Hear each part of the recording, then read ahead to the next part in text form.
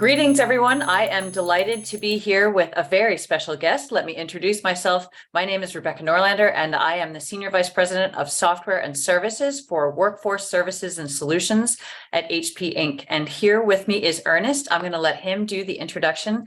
Then we're going to dive in and do some Q&A and have a little fireside chat for you. Ernest? Hi, Rebecca. Thanks for having me. I'm Ernest Nicolas. I'm the Chief Supply Chain Officer here at HP. Thanks for having me today, Rebecca. You bet. So I'm going to jump right in. We're doing this for folks at the National Society of Black Engineering Convention for this year. We're finally able to do that in person again. I'm so delighted, but the way schedules worked, not all of the folks that we really wanted to be there, including you, are able to be there. So we're doing a little bit of a pre-interview, and we hope that you'll be able to join us next year for the next convention. But in the meantime, let's kick it off. So I thought I would start with an easy one. I wanted you to tell us about a Black African-American supply chain leader, or just leader in general, who inspires you, inspires your career. No, that's an easy one. First, I'm excited to join you for this NSBE virtual event. I really am looking forward to it. I am honestly thinking to myself that I want to attend next year. So I'm hopeful that we can work through travel so that I can attend and join in with the team as we go back and look for some talent at NSBE.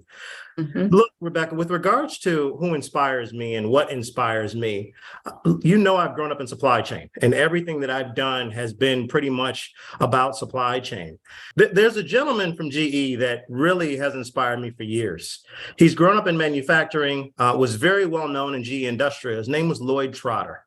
Lloyd Trotter has since retired from GE and has now gone on to start his own company, GenX 360, where GenX 360 is honestly taking and cultivating manufacturing companies and driving them from a supply chain perspective. But his entire career was pretty much built on a foundation of end-to-end supply chain. And I say that because a lot of the tools that he created, several companies have used. I used them at Rockwell, being that we had several GE executives that came over and led the supply chain. But ultimately, I still use them today. So he's been very inspiring, not only for myself, but many African Americans that have grown up in the manufacturing supply chain realm. Excellent. So how would you say that Lloyd and others gave you some principles? What are the principles that you collected from him and some of the other pioneers in the industry that you live by every day to move HP's supply chain to the next level? Sure. Look, I start with, I like to think about things of acting like an owner. And when I say acting like an owner, it's really thinking about things from an end-to-end perspective.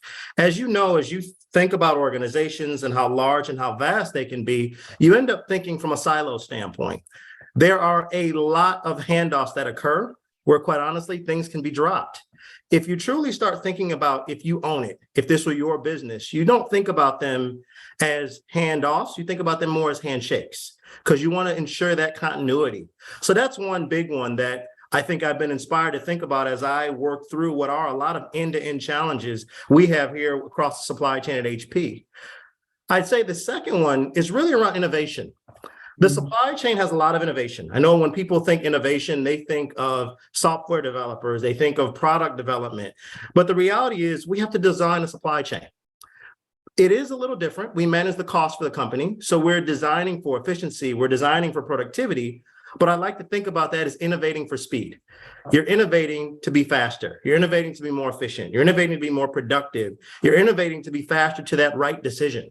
That to me is very important. So those two principles for me, act like an owner, innovate for speed, they're critically important to how I think about managing the supply chain on a day-to-day basis.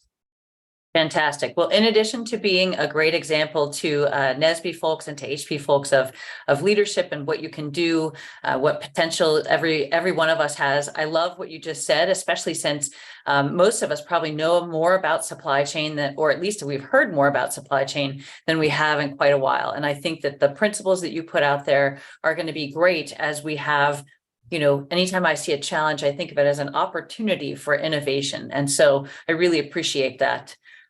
Switching to a little bit of maybe an easier, maybe a harder question. What do you think is the importance of NSBE specifically for HP, and why were you so excited to be the executive leadership team sponsor for HP NSBE? Sure. Look, Rebecca, my affiliation with NSBE goes back to me as a student, right? I was affiliated with NSBE in undergrad as well as graduate school. And for me, it was a network. It was a form of camaraderie, a form of like-minded individuals that I had a chance to honestly interact with.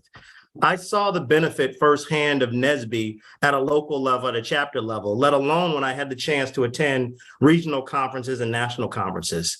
That in and of itself, to me, for those that identify and are looking for that network, it's very important to be certain that that's maintained. That, for me, is a lot of the reason why I look to support it from an HP standpoint.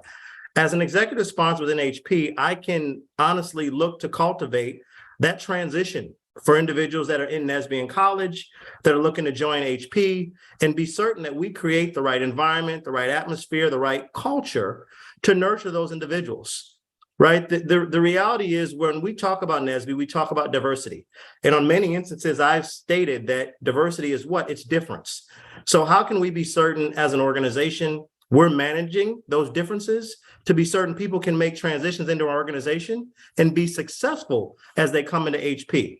So that in of itself is very important to me.